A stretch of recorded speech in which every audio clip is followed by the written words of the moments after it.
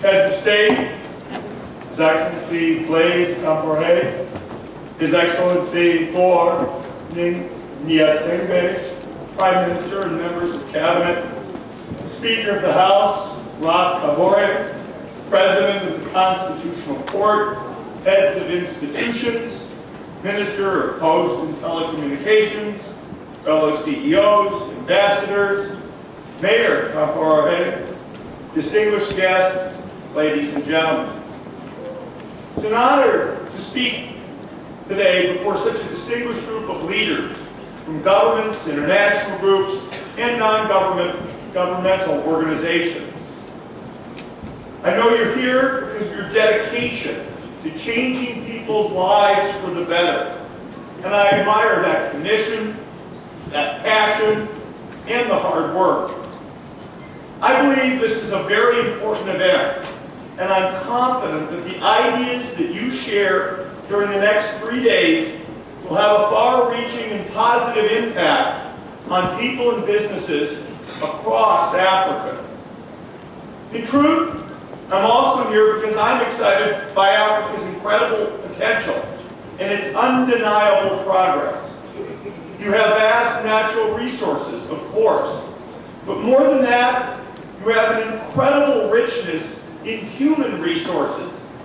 Nearly 1 billion people, almost 2/3 of them under the age of 30 and anxious for progress, for opportunity, and for prosperity. There are exciting pockets of innovation where Africa is already delivering breakthroughs that are applicable around the world. Just an example from Kenya, where new digital payment techniques enable people to transfer money between cell phones at very little cost using a simple text message.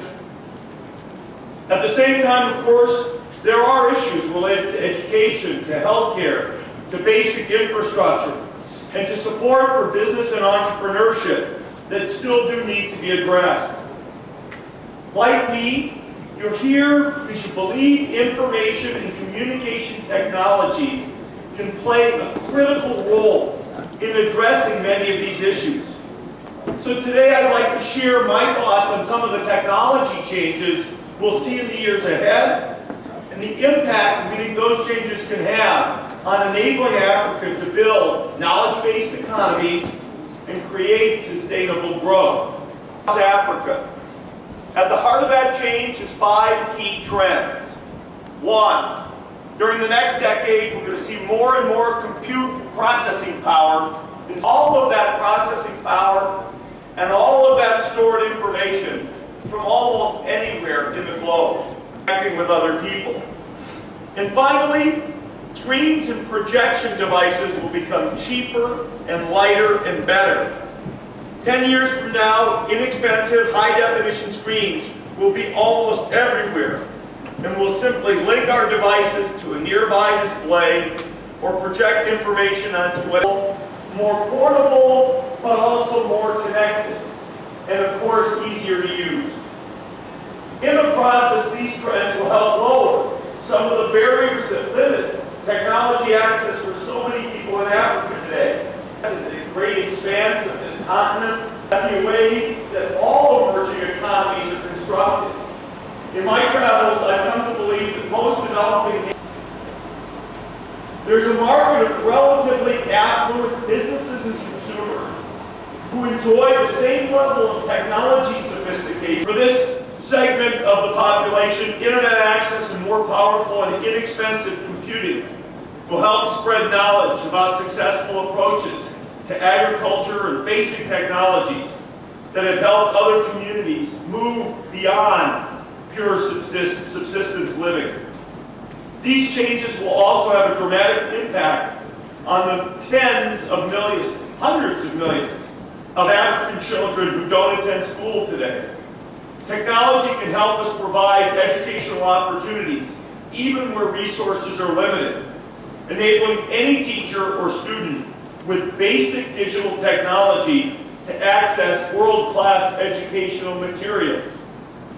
It may not be the fairest example in the world, but as Bill Gates prepares to spend full time on his work with the Gates Foundation, he's decided he must learn about batteries. Batteries are very critical as a source of power in rural areas, particularly in Africa. So Bill wanted to learn about batteries. Did he invite distinguished professors to his house? No. Did he go to the library and get the best books? No.